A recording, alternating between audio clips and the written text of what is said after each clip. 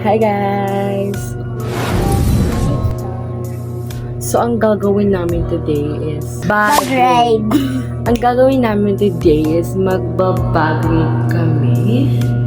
So, ang gagawin namin is kung anong laman ng bag namin ngayon. Kasi, ilang araw ni 30 na ngayon. So, 8, 9, 10, 11, 12, 13. After 5 days.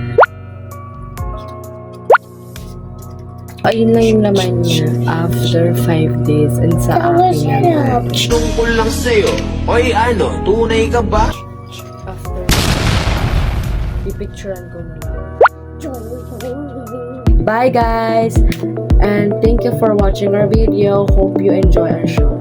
See you next time. Bye! Don't forget to like and comment. Bye!